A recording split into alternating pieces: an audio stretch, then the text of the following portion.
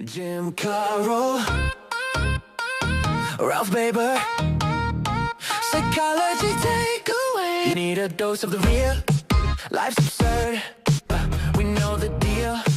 Did you hear? Don't let it get you down. Turn that frown upside down, upside down, down, down, upside. Oh, hi there. This is Jim. And Ralph. And we welcome you to Psychology Takeaway, where we take some of the concepts in psychology that might apply to you and try to make them applicable both to you and to us. Yes, and today we are going to talk about a topic which is very important and goes beyond pilgrims and pre-Aboriginal Americans and is Thanksgiving. Thanksgiving. Yes, tomorrow is Thanksgiving. We will be watching parades, I suppose, watching the Detroit Lions defeat the Green Bay Packers, hopefully. We can be thankful for that, maybe. And let's see. You'll be eating wonderful foods. You'll be eating your traditional Thanksgiving dinner, right, Ralph? Right. Chinese food. Oh, okay. And we will have 18 people at our house eating turkey and mashed potatoes and who knows what else. And hopefully a little pie for dessert. A little pie, yes. Yes. Yeah. Now, the thing is 3.14, right? That's all the traditional image of Thanksgiving. Yes. And it's all good. I mean, there's absolutely nothing wrong with saying it's a feast, it's football, it's fine times with relatives, but there's a meaning behind Thanksgiving that's in the very name of it. Yeah. And is that feast, with 18 or 20 or 50 people, is it really the cause for being thankful, or is it, a real stress inducer? Well, for a lot of people, any holiday that's significant, like Thanksgiving or Christmas, is very much a stress inducer. And a lot of people say, oh, I hate holidays. The only holiday I like is Halloween because there's no stress. And I get candy, whatever's left over. And, we get to wear our funny, clown faces and Viking hats, right? Okay. Right. Yeah. So we can do that. But the thing is, we have to be looking at some of the meaning behind Thanksgiving. And we have to be thankful for, among other things, our health and well-being. Mm-hmm. That's, one thing. One of the things that people sometimes do, they make interesting comparisons, social comparisons to other people, and they, instead of being thankful for what they have, they focus on what they don't have. Yeah. So my family makes $80,000, which is the average North American family income, and I'm deeply envious of the people who are making millions a year. Okay, yeah. Even though you've got a roof over your head, enough food to eat, and you're in relatively good health, you've got all these things to be thankful for. You even have a friend, Ralph. Yeah. Okay. And the thing is that you look at that and you say, well, why should I be thankful for what I have compared to the TikTok influencer or the millionaire or billionaire? Well, the answer, I think, is we all need to be grateful for where we are and what we have at that given moment. Okay. And one of the things I can give as an example to our viewers is last year, about a year ago, I fell and broke my hip. I had to go in for surgery. I had a hip replacement. It was successful. But I came out and I went into a recovery unit for about 3 weeks. And in the recovery unit, I did some physical therapy I did some, recovery, as the unit suggests, and I listened to the people around. The people who were doing well, who are going to make a good recovery, were saying, I'm going to get out of here. I'm going to be able to cross-country ski again or ride my bicycle or whatever, or just go for a walk. The people who didn't do so well and who had lots of problems, and I think probably in their recovery after they left the recovery unit, said, oh, it was terrible. I fell and broke my hip and it hurt so much. And, I'm not doing well. Okay, well, if you believe you're not doing well, you're not going to do well. Indeed. So optimism is something that is, I think, tied to gratitude also. Yeah. Being optimistic for what we do have, being thankful for, what we do have. Yeah, you never complained very much about your broken hip, Ralph.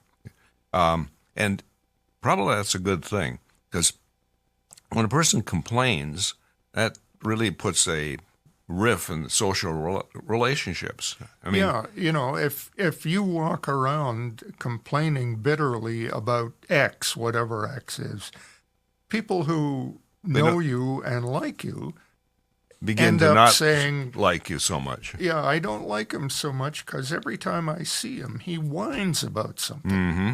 Mm-hmm. Yeah, good point. Now, we have a couple of our good friends in our brain that help with Thanksgiving. That is, we feel good when we talk about how good we feel because we have little hits of dopamine going on in there. Yeah, and dopamine is the reward system. Mm-hmm. And serotonin is being secreted that wonderful also. Girl serotonin who comes Sarah, in and boosts things. Right. And when you complain about things, what do you get? You get cortisol, you get the stress hormone, and you get negative affect. You feel bad. Yeah. People say, "Hey, I'm going to really let off steam. I'm going to tell the world how rotten I feel, how rotten things are, and hey, I'll feel better." Guess what? You don't feel better. No. In fact, all you do is exacerbate, increase the negative feelings you have about whatever. Mm-hmm.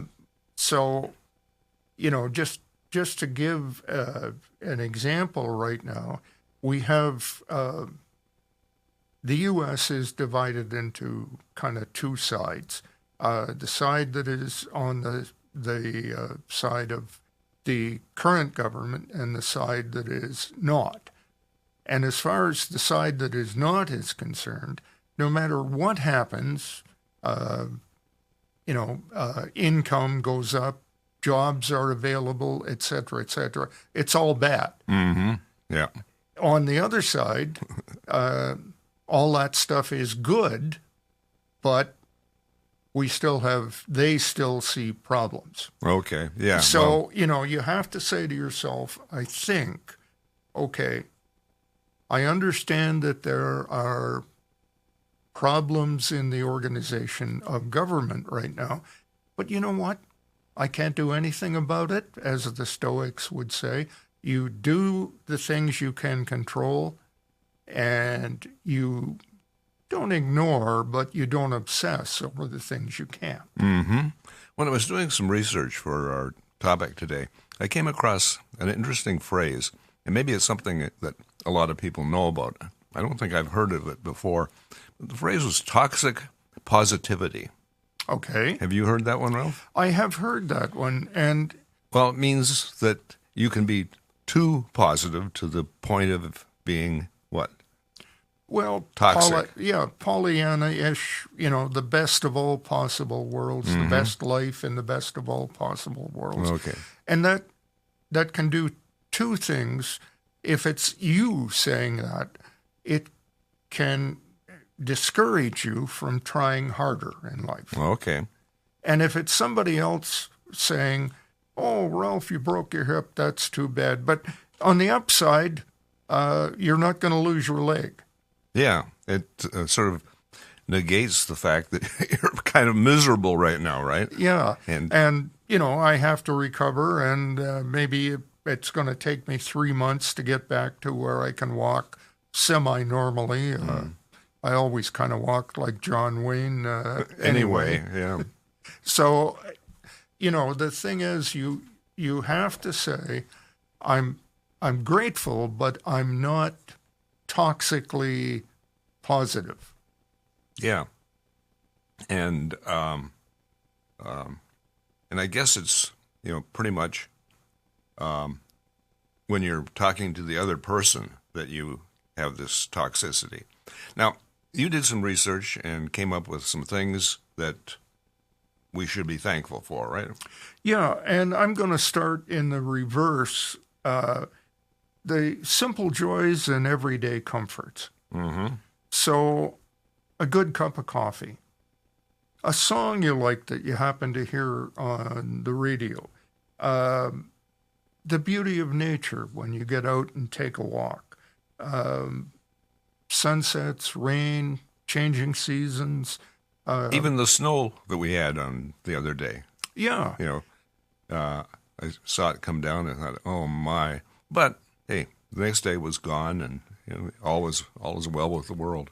And the other thing is, I have a tree that a lot of you will know from the fact that it's a steel tree with branches, and people put blue bottles on the branches. But I put corn on it. And that means that I get blue jays and squirrels and small birds. And you know what? I enjoy sitting there in the morning with my cup of coffee and bird watching. It's a simple pleasure, but it is a pleasure. Okay. So thankful for simple pleasures. Yeah. Now, the other thing is... I suppose, thankful for your health, for the, unsimple pleasures like you've got enough food, you're not living in a box under a bridge someplace, right? Right. And, personal growth and learning.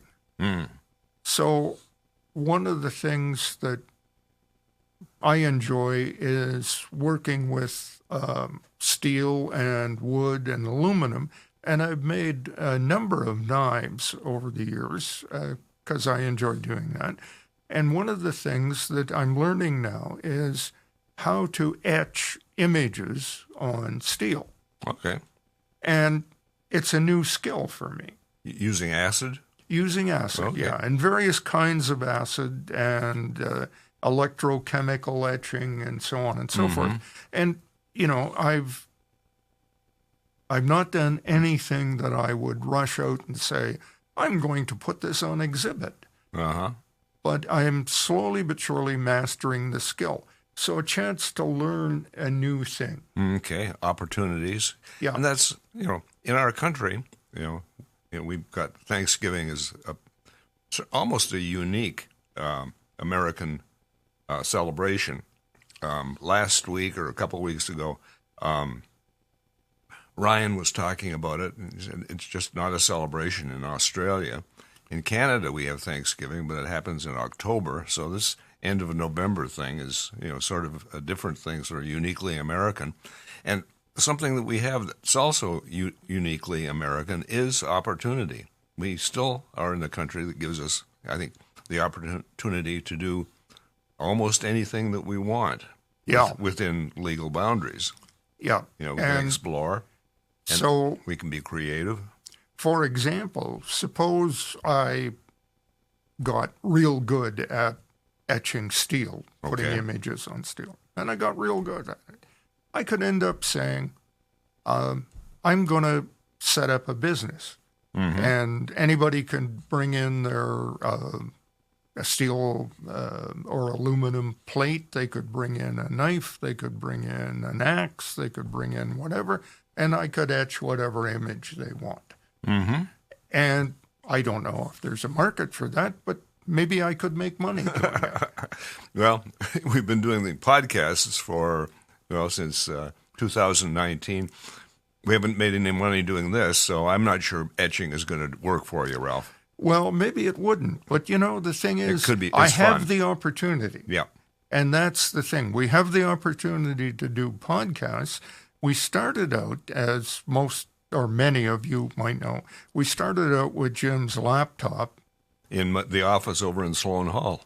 And now we're in a podcast studio, which the university has provided for us. So that's an income in a way. Mm-hmm. We had a chance to move in here and we took it. Yeah. And we have a lot of help. Alex and Jacob and Phil, can help us with our new learning curves. And we're thankful for them.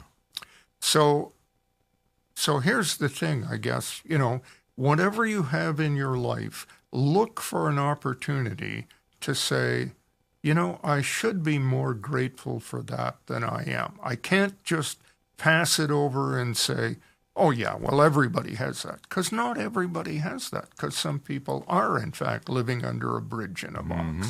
So I'm grateful for my friends, my family, and all of the people that will be in the house tomorrow devouring turkey.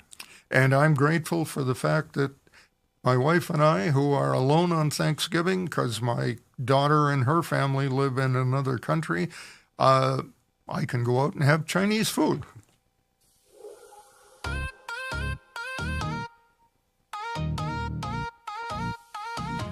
Well, until next week, this is Jim. And Ralph. Signing off with our usual, keep your stick on the ice. Because we're all in this together.